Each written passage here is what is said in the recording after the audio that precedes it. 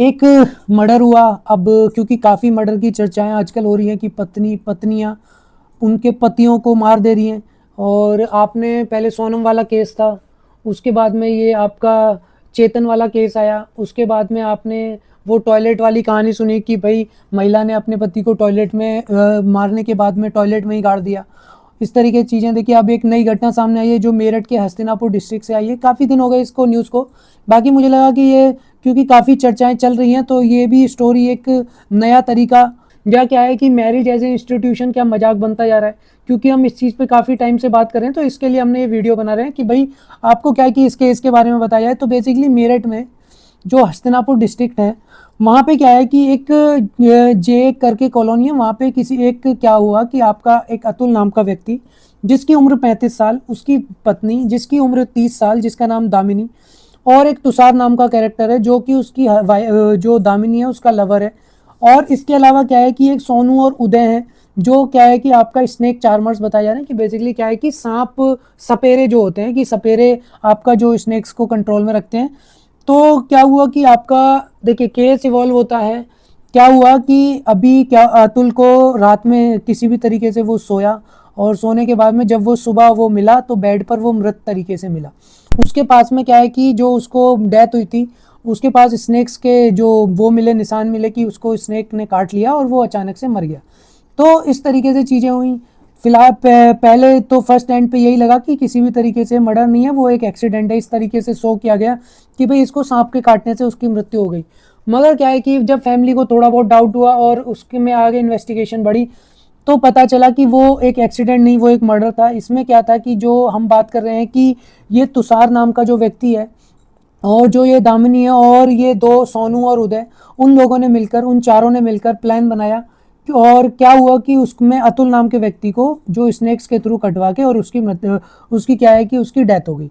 अब देखिए ये काफ़ी टाइम से दामिनी और ये जो तुषार नाम का व्यक्ति है ये एक दूसरे को जानते थे।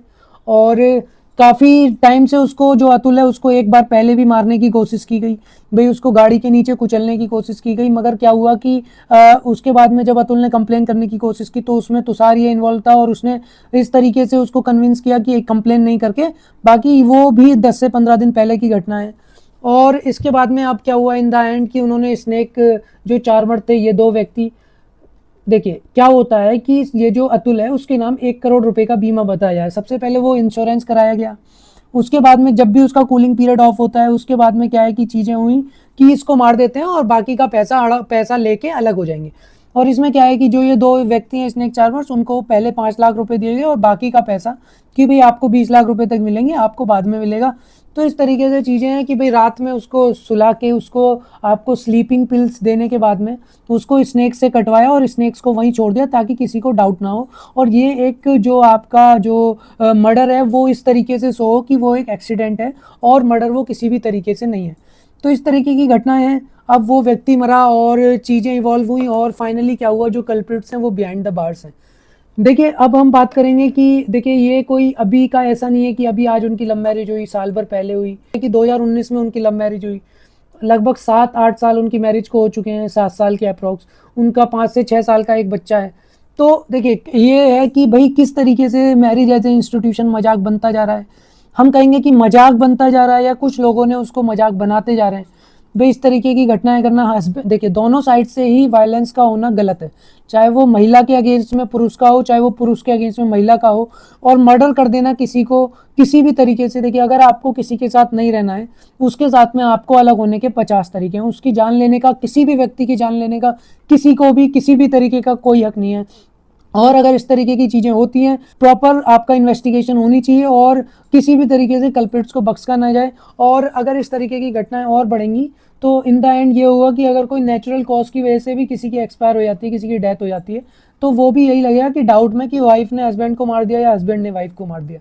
तो देखिए क्या है कि आपको जो हस्बैंड वाइफ का एक रिलेशन है वो काफ़ी आपका बोलेंगे कि भाई एक पवित्र रिश्ता है और उसमें काफ़ी चीज़ें इन्वॉल्व होती हैं, लोग इन्वॉल्व होते हैं, परिवार इन्वॉल्व होते हैं, आपके बच्चे इन्वॉल्व होते हैं और चीज़ें। अब आप जेल में चले जाएंगे तो वो छोटा बच्चा जो 6 साल का बच्चा है, या तुषार के पेरेंट्स या इस व्यक्ति अतुल के पेरेंट्स उसकी टेक केयर करेंगे, इस बच्चे का फ्यूचर होगा।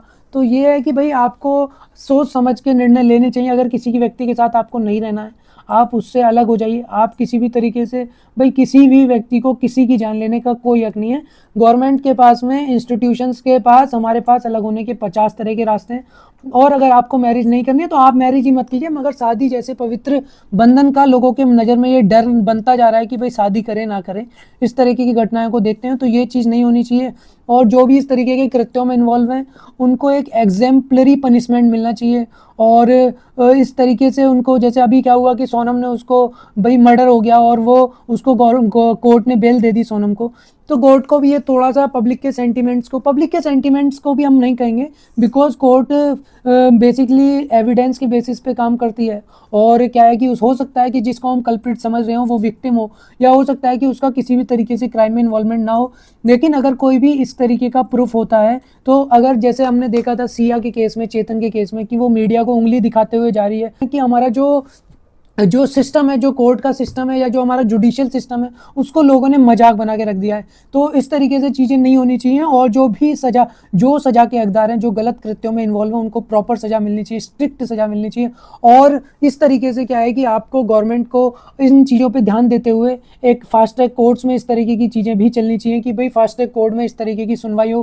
क्योंकि फास्ट ट्रैक कोर्ट का मतलब ही है कि मर्डर, रेप, इस तरीके की केसेस में, और जो ये आपका फैमिली जो इस तरीके से मर्डर कर देना किसी भी व्यक्ति का, महिला हो चाहे पुरुष, प्रॉपर न्याय मिलना चाहिए और प्रॉपर स्ट्रिक्ट कार्रवाई होते हुए जल्द से जल्द सजाए का अनुदान होना चाहिए। और लोगों को क्या है कि जुडिशियल सिस्टम पे ताकि भरोसा बना रहे, लोग कानून को अपने हाथ में लेना ना स्टार्ट कर दें, तो इस तरीके की चीज़ें भी नहीं होनी चाहिए। और बाकी देखिए यही कहेंगे कि थोड़ा सा सावधान रहें और जागरूक रहें और जिम्मेदार बने। बाकी अगर वीडियो पसंद आई हो तो लाइक करें, शेयर करें, सब्सक्राइब करें। Thank you.